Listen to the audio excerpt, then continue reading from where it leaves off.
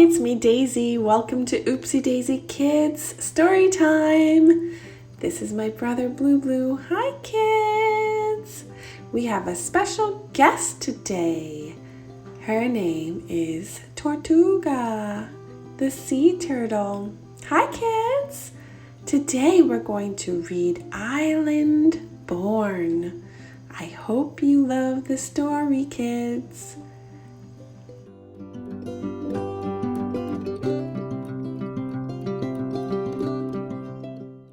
Island Born by Junot Díaz, illustrated by Leo Espinosa.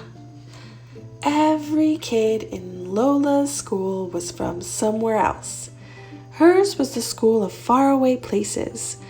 May was from a city so big that it was like its own country. India and Camila were from a stony village at the tippy top of the world. Mateo had lived in a desert so hot even the cactus fainted. Nu was born in a jungle famous for its tigers and its poets. And Lola was born from the island. So when her teacher, Miss Obi, told the class, please draw a picture of the country you are originally from, your first country, and bring it in tomorrow, everyone got super excited. I'm going to put in pyramids, said Dahlia.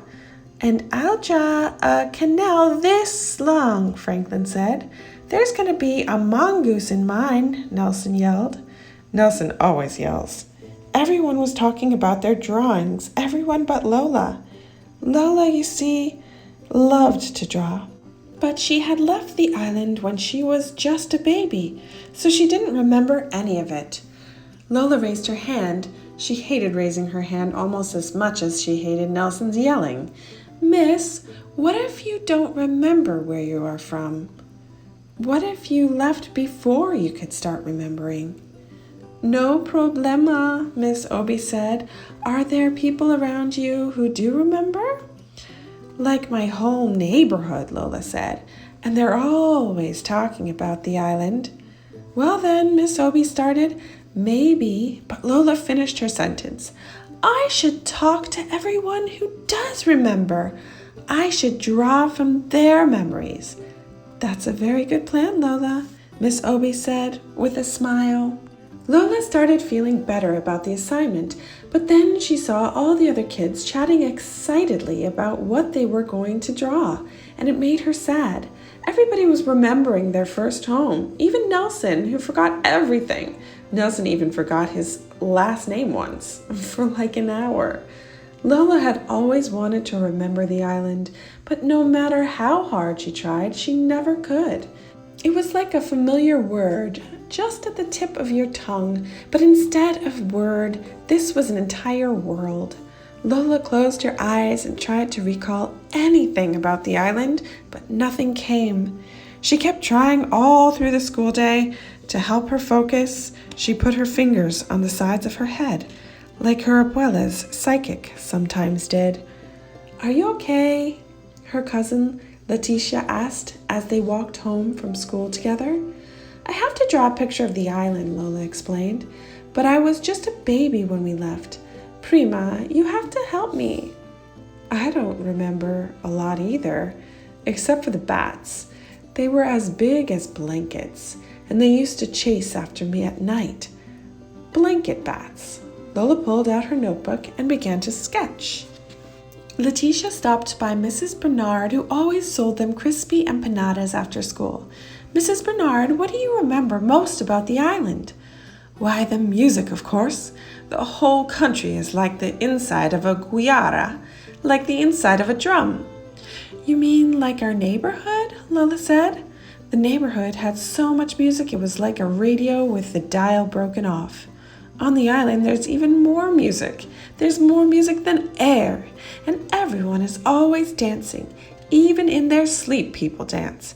Sleep dancing, Lola sketched. Leticia led Lola into the barber shop that her brother Jonathan owned. Lola has to do an assignment about the island. She needs to know what you remember most about it.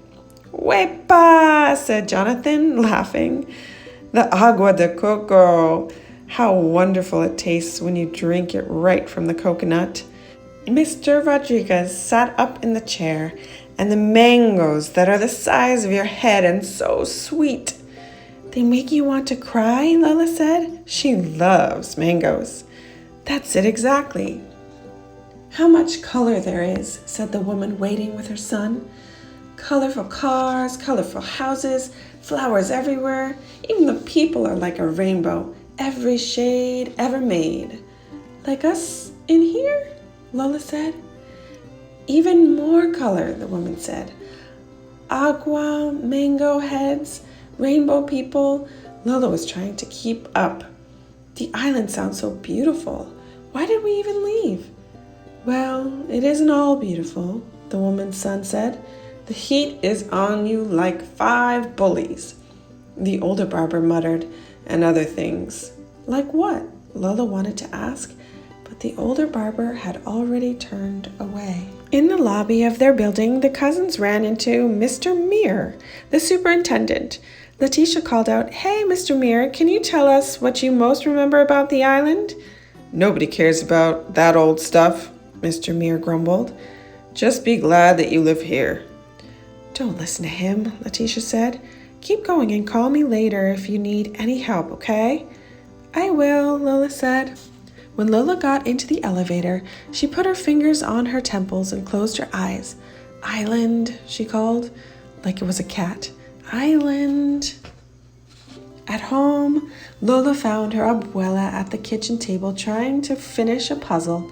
Abuela loves puzzles. "Abuela, I'm supposed to draw a picture of the island for school, but I don't remember it." "Why don't I remember it?" "Yeah, you were just a baby when you left, but the other kids remember. Just because you don't remember a place doesn't mean it's not in you." "Will you tell me what you remember most?" Lola asked. "Of course. What I remember most is the beaches. Yeah, our beaches are poetry. You know when you hear your favorite poem? That's how it is to be on our beaches. Fish jump from the waves into your lap. And at sunset, sometimes the dolphins will come out of the water to bow goodnight. And up north, where I'm from, there are even whales in the surf. Beach poetry, dolphins, surfing whales, Lola sketched as fast as she could. Lola's mother stuck her head in from the kitchen. "Yeah, what I remember most is the hurricane that hit the island right after you were born, like the biggest, baddest wolf of all. It huffed and puffed and blew thousands of houses into the sky." "Where were we?" Lola asked, her eyes wide. "We were hiding under the bed, is where we were," Abuela said. "That's right," her mother said. "And you know what? You never cried once. You were such a brave little girl." "I wish I could remember that," Lola sighed. "Well, it happened," her mother said. "You might not remember the island, but it remembers you." "You should really talk to Mr. Meir," Abuela suggested. "He knows more about the island than almost anybody." "We tried asking him," Lola said, "but he didn't want to help. Mr. Meir can be a little grouchy sometimes. Let me talk to Mrs. Meir. I bet you we can get him to help." Abuela called downstairs and shouted at Mrs. Meir, who then shouted at Mr. Meir. The old people were always shouting at each other. That's how they talked. Maybe Nelson was an old person in training. "Go on down," Abuela said. "Mr. Meir said he would try to help." Lola was a little nervous, but that didn't stop her from knocking on the super's door. Mrs. Meir let her in. "Look how big you've gotten, Lola. Mr. Meir is in his workshop. Go right on in." Mr. Meir looked up from the contraption he was fixing. "Your grandma says you've been interviewing people about the island." Lola nodded nervously. "Yes, sir. It's for class assignment." "What have they told you?" She flipped through the sketches. Bat blankets, more music than air, fruit that makes you cry, beach poems, and hurricane like a wolf. I see, Mr. Muir said. So no one told you about the monster? Lola's eyes got wide. She shook her head. No. Even those who know don't always want to talk about him. Mr. Muir turned towards the old worn map he had of the island. Our island has always been a beautiful place. It was when I was your age, and it is today. But even the most beautiful places can attract a monster. A long time ago, long before you were born, that's exactly what happened. A monster fell upon our poor island.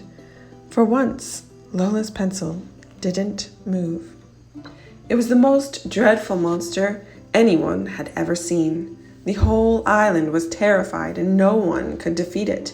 It was just too strong. For 30 years the monster did as it pleased. It could destroy an entire town with a single word and make a whole family disappear simply by looking at it.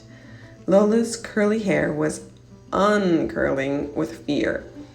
Did you see the monster, Mr. Muir? Yes, all the time. Were you scared? We were all very scared. Lola's heart was pounding. So what happened next, Mr. Muir? What should always happen to monsters? Heroes rose up. Strong, smart young women just like you, Lola. And a few strong, smart young men too. They got tired of being afraid and fought the monster. What a titanic battle that was. The whole island shook from their struggle.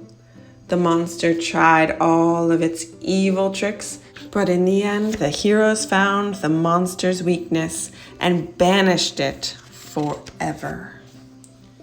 Whoa, Lola whispered. What happened to the heroes? No one knows, really. It was so long ago. Mr. Muir took off his glasses and sighed. Anyway, you should get back upstairs. It's getting close to dinner time. Thank you, Mr. Muir, Lola said. Thank you for all your help.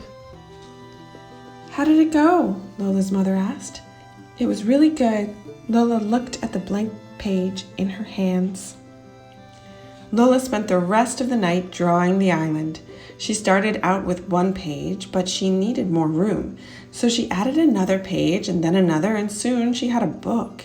She worked through dinner and she worked in bed and was just finishing the last touches on the cover when her abuela came in to check on her.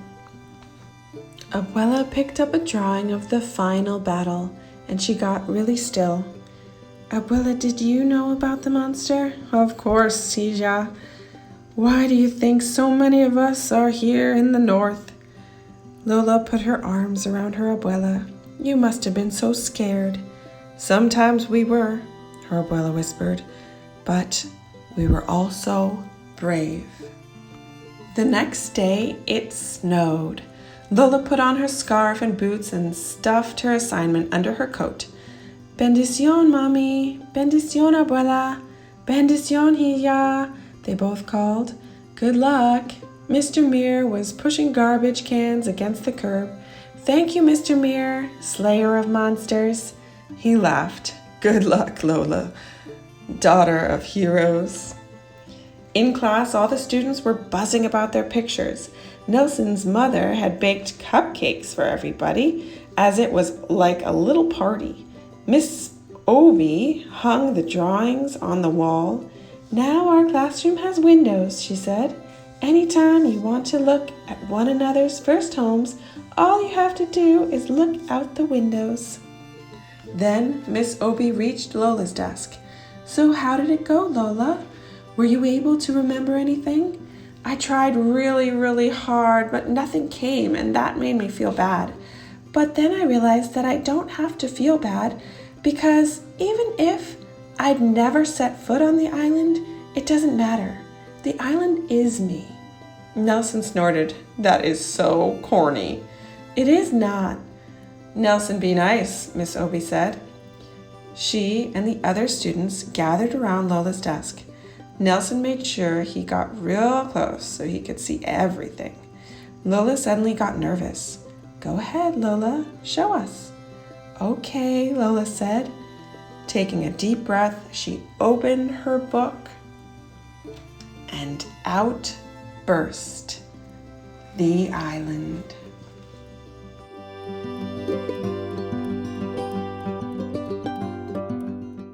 Thanks, Lola, for telling your story about the island. Kids, if you want puppets like me for free, go to kingfamilybooks.com and download, cut them out, and make your own puppets. Bye, kids! That's it for now, kids. See you next time. Bye!